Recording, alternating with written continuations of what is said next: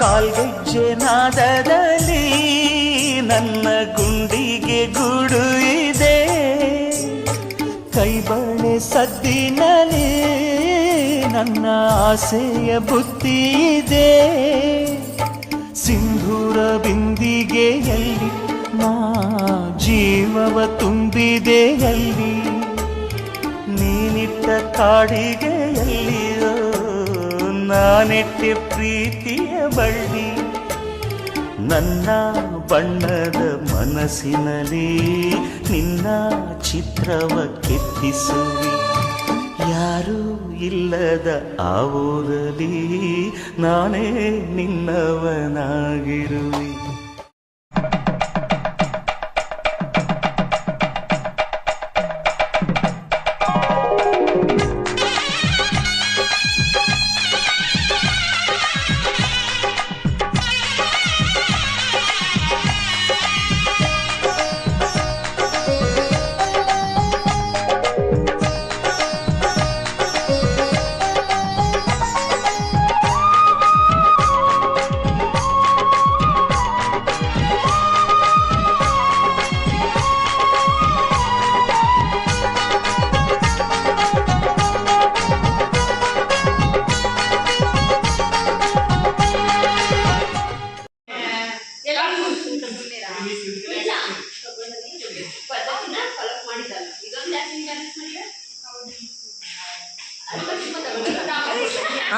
ಒಂದ್ಸರಿ ವಿಡಿಯೋದಾಗ ಹೇಳ್ರಿ ಮ್ಯಾಮ್, ಏನು ಹೇಳ್ತೀರಿ?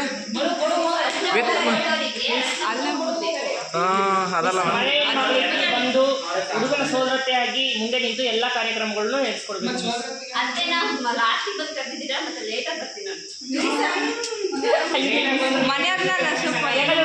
ಒಬ್ಬರು ಕೊಡಕ್ ಬರಲ್ಲ, ಗ್ರೂಪ್ ಕೊಟ್ಟು ಮುಗಿಸ್ಬಂದ್ಬಿಟ್ಟು ಹಂಗೆ ವಿತ್ತು ಮುಯಿ ಬರ್ಬೇಕು ಮ್ಯಾಮ್. ಹುಡುಗನ ಸೋದರತೆಯಾಗಿ ಬಂದು ಮುಂದೆ ನಿಂತು ಎಲ್ಲ ಕಾರ್ಯಕ್ರಮಗಳು ನಡೆಸಿ ಸೋದಳಿ ಹಿಂಗೆ ದುಬಾರಿ ಉಡುಗೊರೆಯೊಂದಿಗೆ ಬರಬೇಕು.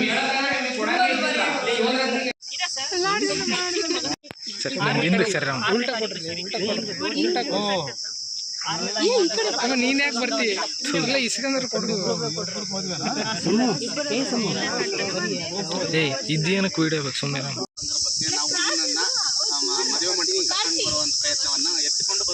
ಪ್ರಯತ್ನ ಇಲ್ಲ ಸರ್, ಪ್ರಯತ್ನ ಕಲೆ ಇಲ್ಲ.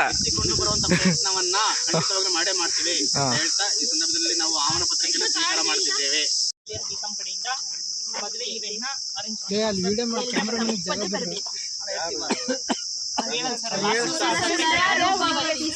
ಅಷ್ಟೇ ಸರ್.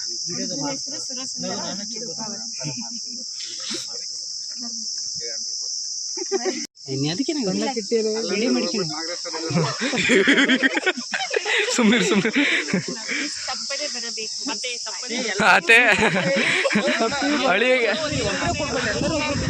ಅಳಿಗೆ ದೊಡ್ಡ ಮುಯ್ಯ ಇಟ್ಕೊಂಬರ್ರಿ ಮ್ಯಾಮ್. ಏನೋ ಸರ್ ಹೇಳಿ ಸರ್. ಕ್ಲೀನಾಗಿ ಸರಿ